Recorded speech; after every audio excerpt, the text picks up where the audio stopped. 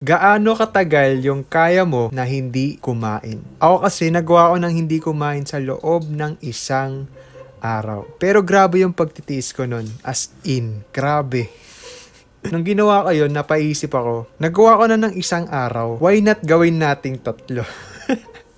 Grabe na nga yung tiniis ko ng isang araw, tatatlo pa ako, di ba? Wala lang, naisip ko lang mag-fasting ngayon kasi Holy Week. And meron din kasing benefits yung pag-fasting, guys. So, ayon dito sa article na to, Medical News Today, sabi dito, nakakatulong daw to sa weight loss, sa stress, inflammation reduction, hormone modulation. Tsaka meron dito sinasabi na parang mapupunta ka daw sa ketosis, tapos sa autophagy, kung ano man yun. Di ko alam kung ano ini-expect ko sa challenge na to. Pero, ngayon pa lang 6 hours na ang nakalipas mula nung sinimulan ko tong challenge na to. At nararamdaman ko na talaga yung gutom. 6 hours pa lang ang nakakalipas. Pero wait lang. Siyempre, balikan natin ngayon yung simula. Okay, so kukuha na ako ng first day picture kung saan papakita ko yung physique ko, yung physique na tinatawag nila. Ito yung aking physique ngayon.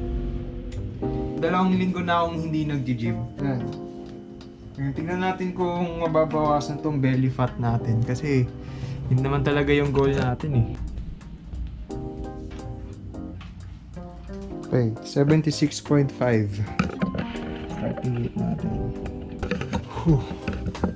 Grabe ang init, guys. Kailangan ko nang kainin yung last meal ko. This is the start of our 3-day water fasting.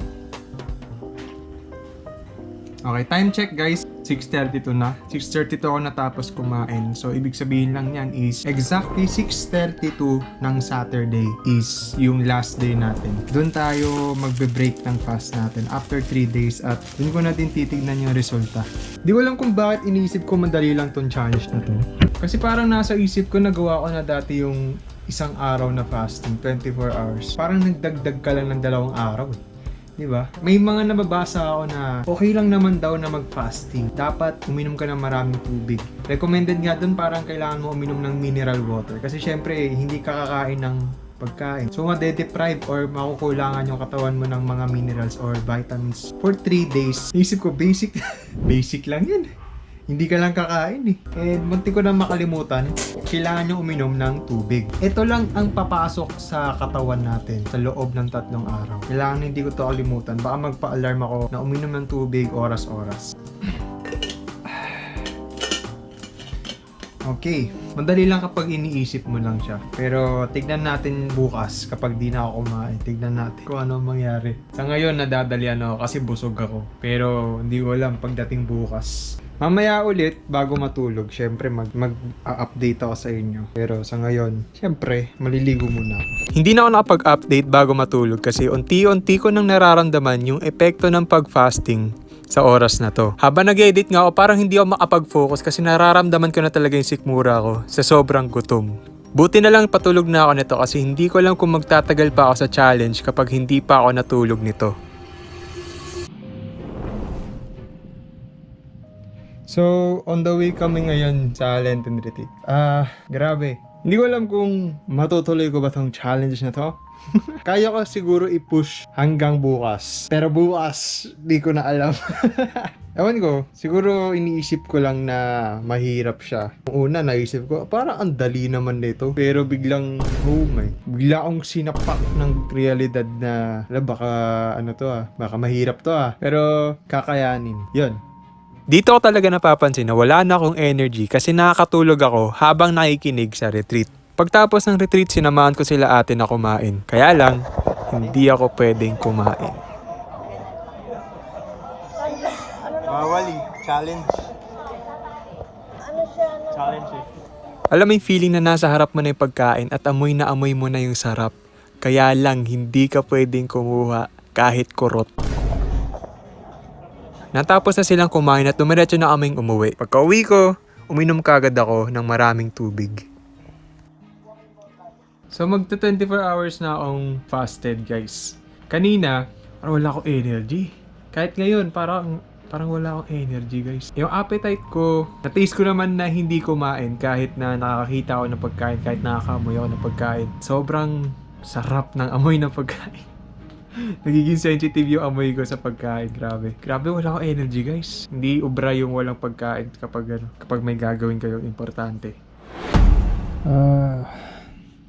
Medyo masakit yung ulo ko, guys. Hindi siya yung masakit na parang kumikirot, na parang tumitibok yung ulo.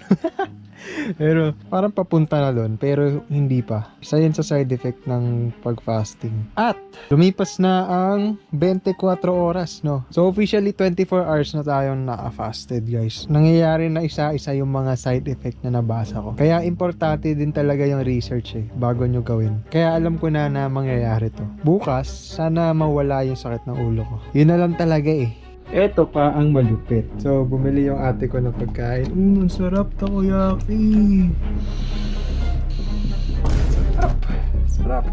Tapos nagluto pa si mama ng ulam. Iniisip ko na lang malapit na. Pero grabe, ang bango talaga nito.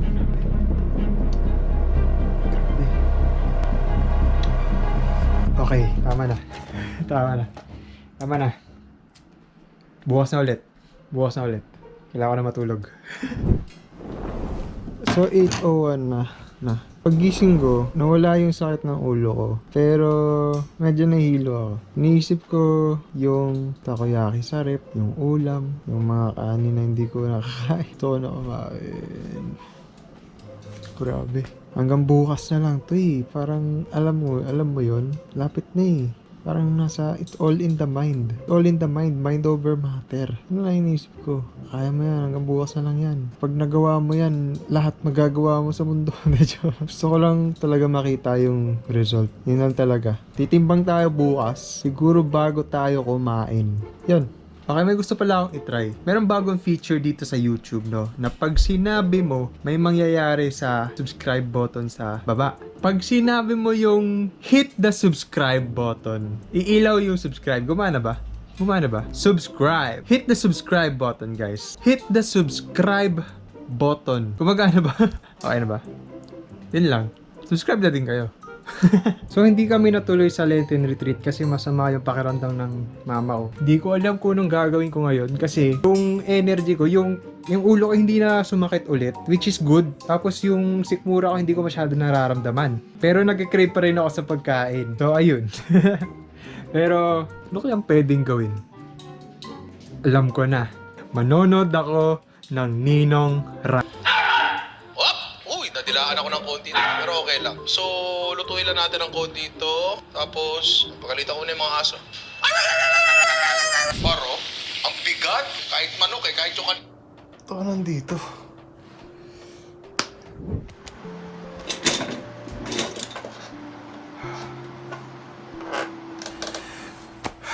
Grabe guys, pagod na ako.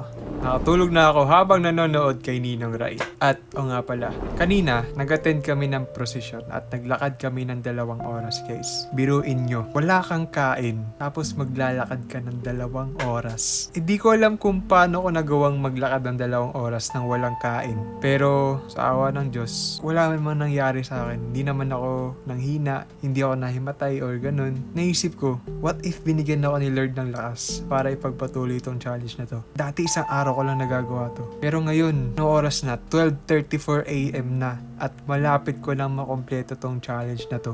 Iniisip ko na lang yung kakainin ko bukas, kakainin ko mamaya. Bale, hihintayin ko na lang talaga yung oras na kakain ako. Kaya, sa wakas, makatulog na ako guys. See you later kapag kakain na ako. Minsan, kung kailan ka pa pinakamahina, doon ka pa nabibigyan ng lakas para magpatuloy. Kahit gaano kahirap yung pinagdadaanan mo sa buhay,